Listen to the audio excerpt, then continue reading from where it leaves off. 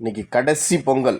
ஆனால் தமிழர்கள் இந்த கடைசி பொங்கலில் கூட பெண்களுக்கு ஒரு மரியாதை செய்கிறாங்கன்னா நம்ப முடியுமா? உண்மைதாங்க. எங்கள் ஊரில் கன்னி பொங்கல்னு ஒன்று வைப்பாங்க. கடைசி பொங்கல் அது எல்லாராலையும் வைக்க முடியாது. மாடு அதிகமாக வச்சுருக்கவங்க மாட்டில் வந்து கன்றுக்குட்டி இருக்கணும். அந்த கன்றுக்குட்டி ஒரு 5 கன்றுக்குட்டி 7 கன்றுக்குட்டி இருந்தால் நீங்கள் கன்னி பூஜை வைக்கலாம். அந்த கன்றுக்குட்டிங்களை கொண்டு வந்து கால் கழுவி கும்பிட்டு கன்னி தேவதைங்களுக்கு ஒரு பூஜை பண்ணுவாங்க. அது மனசார பூஜை பண்ணி அந்த சாப்பாடை சாப்பிடணும். அதுதான் அங்கே இருக்கிற மிகப்பெரிய. ஏன்னா ஒரு வருஷம் வரைக்கும் அந்த உடம்புல செரிக்காத இருக்கும், நோய் சக்தி எதிர்ப்பு சக்தி இருக்கும் அந்த சாப்பாடுன்னு நம்பப்படுகிறது. கன்னி தேவதைகளுடைய ஆசீர்வாதம் இருக்கும்னு.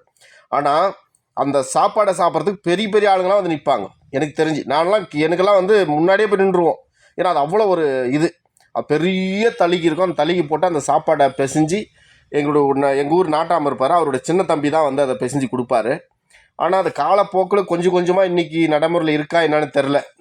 இந்த கன்னி பூஜை அவ்வளோ ஃபேமஸ். அவ்வளோ பெரிய மனுஷங்களாம் வந்து சாப்பாட்டுக்காக கியூவர்ஸ் நிற்பாங்க. ஆனால் காலப்போக்கில் அது கூட கொஞ்சம் கொஞ்சமாக அழிஞ்சிடுச்சுன்னு தான் நினைக்கிறேன்.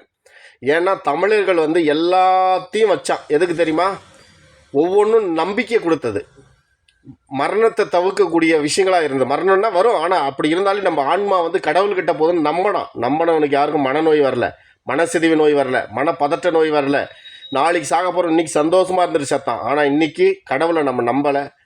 பழைய விஷயங்கள் எல்லாம் மறந்தோம். மனப்பதட்ட நோய், மன சிதைவு நோய், மன அழுத்தம், அது மனசை மறக்கிறதுக்காக அதிகமான குடி பழக்கங்கள், கஞ்சா குடி பழக்கங்கள், போதை பழக்கங்களுக்கு அடிமையாகி நம்மளேவே இழக்க ஆரம்பித்தோம்.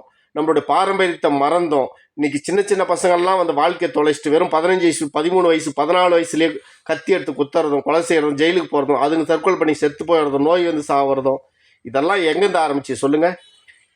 நீங்கள் கடவுளை நம்பாத போனதுனால. தயவு செய்து சொல்கிறேன், அது இயேசுவாக இருக்கட்டும், அல்லாவாக இருக்கட்டும், நம்ம கும்புற ஈசனாக இருக்கட்டும், நம்புங்க.